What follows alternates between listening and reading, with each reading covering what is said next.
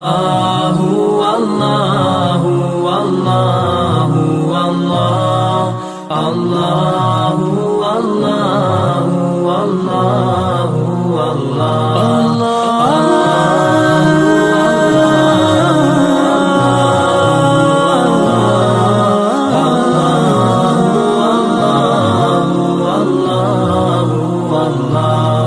اعوذ باللہ من الشیطان الرجیم. بسم اللہ الرحمن الرحیم. الحمدللہ والصلاة والسلام علی رسول اللہ، اما بعد. السلام علیکم ورحمۃ اللہ وبرکاتہ. سامعین اکرام، اس وقت آپ پیارے نبی حضرت محمد رسول اللہ صلی اللہ علیہ وسلم کے بچپن اور جوانی کے درمیان پیش آنے والے حالات اور واقعات کا مختصر جائزہ لے رہے ہیں، لہذا آگے ملاحظہ فرمائیں. ایک روایت کے مطابق، جو کہ ابن جوزی نے تلقیح الفہوم میں بیان کیا ہے، کہ جب رسول اللہ صلی اللہ علیہ وسلم کی عمر مبارک 12 برس 2 مہینے اور 10 دن کی ہوئی تو ابو طالب آپ صلی اللہ علیہ وسلم کو ساتھ لے کر تجارت کے لیے ملک شام کے سفر پر نکلے اور بصرہ پہنچے. بصرہ ملک شام کا ایک شہر ہے. اس وقت یہ شہر جزیرۃ العرب کے رومی قبضے والے علاقے کا دارالحکومت تھا.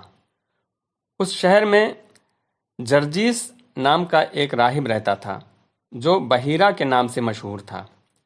جب قافلے نے وہاں پڑاؤ ڈالا تو یہ راہب اپنے گرجا سے نکل کر قافلے کے اندر آیا اور اس کی میزبانی کی، حالانکہ اس سے پہلے وہ کبھی نہیں نکلتا تھا. اس نے رسول اللہ صلی اللہ علیہ وسلم کو آپ کے اوصاف کی بنا پر پہچان لیا اور آپ صلی اللہ علیہ وسلم کا ہاتھ پکڑ کر کہا، یہ سید العالمین ہیں، اللہ نے انہیں رحمت للعالمین بنا کر بھیجا ہے. ابو طالب نے کہا، آپ کو یہ کیسے معلوم ہوا؟ تب اس نے جواب دیا کہ تم لوگ جب گھاٹی کے اس جانب نمودار ہوئے تو کوئی بھی درخت یا پتھر ایسا نہیں تھا جو سجدہ کے لیے جھک نہ گیا ہو، اور یہ چیزیں نبی کے علاوہ کسی انسان کو سجدہ نہیں کرتیں. پھر میں انہیں مہر نبوت سے پہچانتا ہوں، جو کندھے کے نیچے یعنی نرم ہڈی کے پاس سیب کی طرح ہے، اور ہم انہیں اپنی کتابوں میں بھی پاتے ہیں. اس کے بعد بحیرہ راہب نے ابو طالب سے کہا کہ انہیں واپس کر دو، ملک شام نہ لے جاؤ، کیونکہ یہود سے خطرہ ہے. اس پر ابو طالب نے کچھ غلاموں کے ساتھ آپ صلی اللہ علیہ وسلم کو مکہ واپس بھیج دیا. اس روایت کو شیخ عبداللہ ابن حشام اور ترمذی وغیرہ نے بھی بیان کیا ہے، لیکن کچھ محققین نے اسے مشکوک مانا ہے، جبکہ علامہ شیخ البانی رحمۃ اللہ علیہ نے اسے کچھ باتوں کو چھوڑ کر صحیح تسلیم کیا ہے. بہرحال اللہ عالم. صحیح بخاری جلد اول اور صحیح مسلم میں حضرت جابر بن عبداللہ سے مروی ہے کہ جب کعبہ تعمیر کیا جا رہا تھا تو نبی کریم صلی اللہ علیہ وسلم اور حضرت عباس رضی اللہ تعالیٰ عنہ پتھر ڈھو رہے تھے. حضرت عباس رضی اللہ تعالیٰ عنہ نے نبی کریم صلی اللہ علیہ وسلم سے کہا، اپنا تہبند اپنے کندھے پر رکھ لو، پتھر سے حفاظت رہے گی. لیکن آپ صلی اللہ علیہ وسلم زمین پر گر پڑے، نگاہیں آسمان کی طرف اٹھ گئیں. افاقہ ہونے کے بعد آواز لگائی، میرا تہبند، میرا تہبند، اور آپ کا تہبند آپ کو باندھ دیا گیا. علامہ شیخ نصیر الدین البانی رحمۃ اللہ علیہ نے اپنی تصنیف صحیح السیرۃ النبویہ میں ابن کثیر کے حوالے سے اور مولانا صفی الرحمن مبارک پوری رحمۃ اللہ علیہ نے الرحیق المختوم میں ابن حشام کے حوالے سے حلف الفضول کا واقعہ کا ذکر کیا ہے. یہ واقعہ ذی قعدہ کے مہینے میں پیش آیا. واقعہ کے بارے میں بتایا گیا ہے کہ چند قبائل قریش یعنی بنی ہاشم، بنی مطلب، بنی اسد بن عبد العزیٰ، بنی زہرہ بن کلاب اور بنی تیم بن مرہ نے اس کا اہتمام کیا. یہ لوگ عبداللہ بن جدعان تیمی کے مکان پر جمع ہوئے، کیونکہ وہ سن و شرف میں ممتاز تھا، اور آپس میں عہد و پیمان کیا کہ مکہ میں جو بھی مظلوم نظر آئے گا، خواہ مکے کا رہنے والا ہو یا کہیں اور کا، یہ سب اس کی مدد اور حمایت میں اٹھ کھڑے ہوں گے اور اس کا حق دلوا کر رہیں گے۔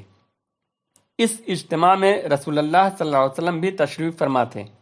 اس وقت آپ لڑکے تھے اور اپنے چچا لوگوں کے ساتھ اس معاہدے میں شریک ہوئے تھے، اور شرف رسالت سے بامشرف ہونے کے بعد آپ صلی اللہ علیہ وسلم فرمایا کرتے تھے کہ میں عبداللہ بن جدعان کے مکان پر ایک ایسے معاہدے میں شریک تھا کہ مجھے اس کے عوض سرخ اونٹ بھی پسند نہیں، اور اگر دور اسلام میں اس عہد و پیمان کے لیے مجھے بلایا جاتا تو میں لبیک کہتا۔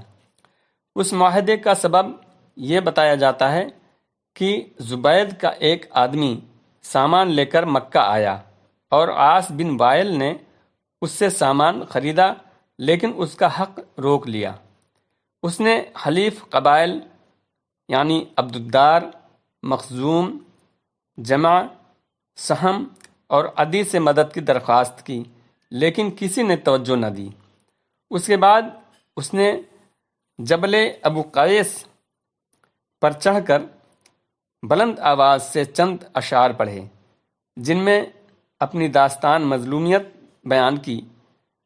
اس پر زبیر بن عبد المطلب نے دوڑ دھوپ کی اور کہا کہ یہ شخص بے یار و مددگار کیوں ہے؟